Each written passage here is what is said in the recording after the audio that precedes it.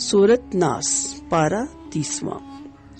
قل اعوذ برب الناس، آپ کہہ دیجئے میں لوگوں کے پروردگار کی پناہ میں آتا ہوں، مالک الناس، لوگوں کے مالک کی پناہ میں آتا ہوں، الہ الناس، انسانوں کے معبود کی پناہ میں، من شر الوسواس الخناس، وسوسہ ڈالنے والے پیچھے ہٹ جانے والے کے شر سے، الذی یوسوس فی صدور الناس، جو لوگوں کے سینوں میں وسوسہ ڈالتا ہے، من الجنۃ والناس، وہ جنوں میں سے ہو یا انسانوں میں سے ہو۔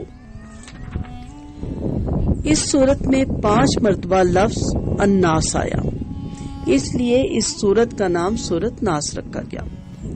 صورت ناس مکی ہے، اس میں 6 آیتیں ہیں، 1 رکوع ہے، 20 کلمات ہیں اور 79 یعنی 79 حروف ہیں۔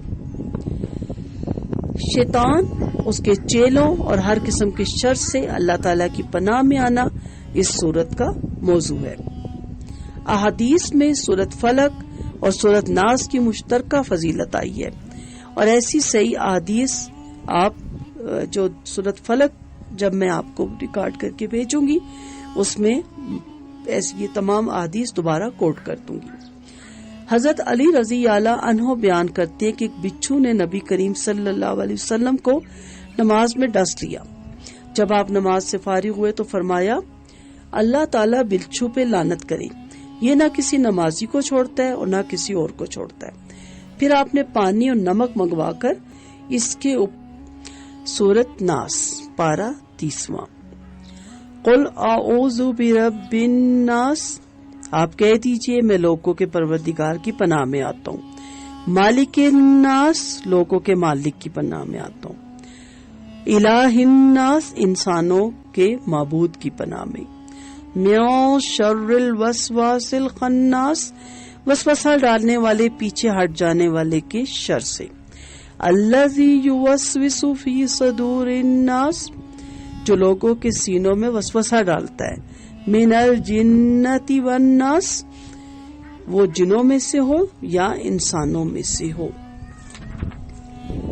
اس صورت میں 5 مرتبہ لفظ الناس آیا، اس لیے اس صورت کا نام صورت ناس رکھا گیا۔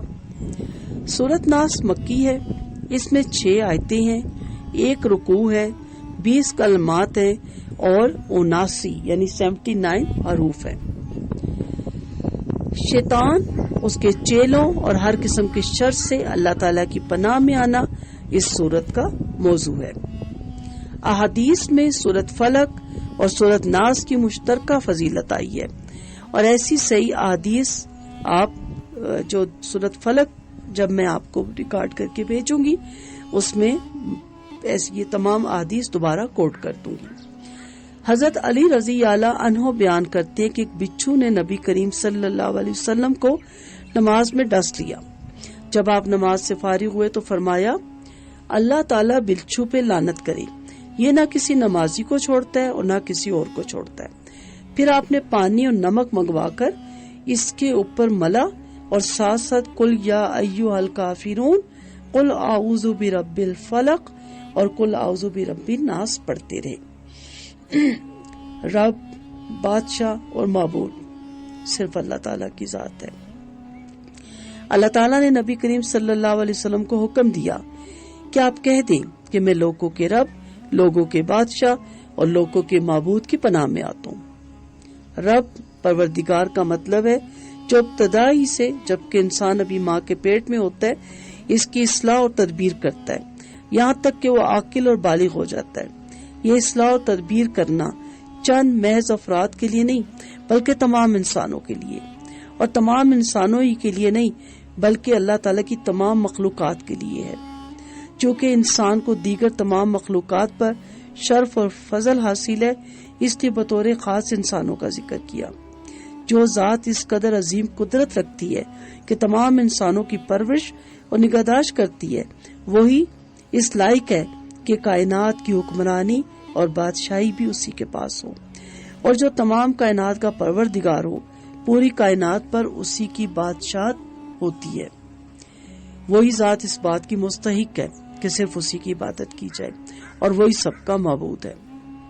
صرف اللہ تعالیٰ ہی پناہ دے سکتا ہے۔ اللہ تعالیٰ اپنی 3 صفات یعنی لوگوں کا رب، فرما روا اور معبود ہونے سے بنی نوع انسان کو آگاہ فرمایا۔ اس کا مقصد یہ ہے کہ انسان اللہ کی قادر مطلق ذات ہی کی طرف رجوع کرے اور صدقے دل سے کہ میں اس ذات کی پناہ میں آتا ہوں جو انسانوں کا رب ہے، بادشاہ ہے اور معبود ہونے کی حیثیت سے ان پر کامل قدرت رکھتا ہے، جو اپنے بندوں کی حفاظت پر پوری طرح قادر ہے، جو واقعی انسانوں کو اس کے شر سے بچا سکتا ہے جس سے خود بچنے اور دوسرے انسانوں کو بچانے کے لیے میں اس کی پناہ مانگ رہا ہوں۔ یہی نہیں بلکہ چونکہ وہی رب بادشاہ اور معبود ہے، اس لیے اس کے سوا اور کوئی ہے ہی نہیں جسے میں پناہ مانگوں اور جو در حقیقت میں پناہ دے بھی سکتا ہوں۔ پھر شیطانی وسوسوں کی سنگینی ذہن میں رکھیے۔ شیطان نہایت غیر محسوس طریقوں سے انسان کے دل میں بری باتیں ڈال دیتا ہے جس کو شیطانی وسوسہ کہا جاتا ہے۔ خناس کے معنی پیچھے لوٹنے کے ہیں۔ شیطان کو خناس اس لیے کہا گیا کہ اس کی عادت یہ ہے کہ انسان جب اللہ کا نام لیتا ہے تو یہ پیچھے بھاگتا ہے، پھر جب وہ ذرا غفلت کرتا ہے واپس آ جاتا ہے۔ انسان پھر اللہ کا نام لیتا ہے تو شیطان پھر پیچھے بیٹھ جاتا ہے۔ یہی عمل مسلسل جاری رہتا ہے۔ شیاطین اور جنوں کو اللہ تعالیٰ نے انسانوں کو گمراہ کرنے کی قدرت دی۔ اس کے علاوہ ہر انسان کے ساتھ ایک شیطان اس کا ساتھی ہوتا ہے جو اس کو گمراہ کرتا رہتا ہے۔ نبی کریم صلی اللہ علیہ وسلم کا فرمان ہے، تم میں سے ہر ایک کے ساتھ اللہ تعالیٰ نے اس کا ساتھی جنوں میں سے مقرر کر دیا۔ صحابہ کرام نے عرض کیا، اللہ کے رسول کیا وہ آپ کے ساتھ بھی ہے؟ آپ صلی اللہ علیہ وسلم نے فرمایا، ہاں میرے ساتھ بھی ہے، لیکن اللہ تعالیٰ نے اس پر میری مدد فرمائی اور وہ فرما بردار ہو گیا، چنانچہ وہ مجھے خیر کے علاوہ کسی بات کا حکم نہیں دیتا۔ نبی کریم صلی اللہ علیہ وسلم اتقاف فرما رہے تھے کہ آپ کی بیوی سیدہ صفیہ آپ رضی اللہ عنہا آپ سے ملنے کے لیے آئی۔ رات کا وقت تھا، آپ انہیں چھوڑنے کے لیے ان کے ساتھ مسجد کے دروازے تک آئے۔ اتنے میں 2 انصاری صحابی وہاں سے گزرے۔ جب انہوں نے آپ کو دیکھا تو تیز چلنے لگے۔ آپ نے ان سے فرمایا، ذرا ٹھہر جاؤ، یہ میری بیوی صفیہ ہے۔ انہوں نے عرض کیا، سبحان اللہ، اے اللہ کے رسول، آپ کے بارے میں ہمیں کیا بدگمانی ہو سکتی ہے؟ آپ صلی اللہ علیہ وسلم نے فرمایا، یہ تو ٹھیک ہے، لیکن شیطان انسان کی رگوں میں خون کی طرح دوڑتا ہے۔ مجھے خطرہ محسوس ہوا کہ کہیں وہ تمہارے دلوں میں کچھ شبہ نہ ڈال دے۔ کچھ دوسرے شیطان انسانوں میں سے بھی ہوتے ہیں جو اصلاح کار اور ہمدرد کے روپ میں انسانوں کو گمراہی کی ترغیب دیتے ہیں، ان سے بھی بچنا ہے۔ وہ اس قدر فتنے پھیلاتے ہیں اور آج کل کے ٹیکنالوجی کو سامنے رکھتے ہوئے انسان کو اس قدر ورغلاتے ہیں کہ انسان کو پتہ بھی نہیں چلتا کہ وہ در حقیقت انسان کا اندر شیطان کا روپ دھارے ہوئے ہوتے ہیں۔ 2 انسانی دشمن اور ان کا علاج۔ سورۃ ناس میں اللہ تعالیٰ نے بیان کیا کہ 2 چیزیں انسان کو گمراہ کرتی ہیں، شیطان اور انسان۔ قرآن مجید نے ان دونوں دشمنوں سے دفاع کا طریقہ اور ان کا علاج بھی بتایا۔ انسانی دشمنی کا علاج عفو درگزر، حسن سلوک اور صبر و جمیل بتایا گیا۔ جو انسان حد سے بڑے ہوئے ہیں اور سیدھے ہاتھ سے ماننے والے نہ ہو تو ان کا علاج جدال اور قتال بھی بتایا گیا، کیونکہ وہ کھلے دشمن ہیں، کھلے ساز و سامان کے ساتھ سامنے آتے ہیں اور ان کی قوت کا مقابلہ قوت سے کیا جا سکتا ہے۔ دوسرا دشمن شیطان ہے جو اپنی فطرت میں شریر ہے۔ احسان، عفو درگزر اور صبر جمیل اس پر کوئی اچھا اثر نہیں ڈالتا جس سے وہ اپنی شرارت سے باز آ جائے، اور نہ ہی جدال و قتال کے ذریعے سے ظاہری طور پر اس کا مقابلہ کیا جا سکتا ہے۔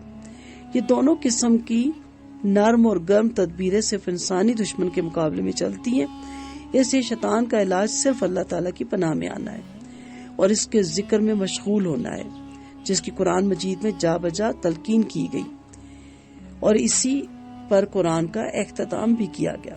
ارشاد باری تعالیٰ، خذ العفو وامر بالعرف واعرض عن الجاہلین وَإِمَّا يَنزَغَنَّكَ مِنَ الشَّيْطَانِ نَزْغٌ فَاسْتَعِذْ بِاللَّهِ إِنَّهُ سَمِيعٌ عَلِيمٌ۔ سورۃ الاعراف کی آیت ہے۔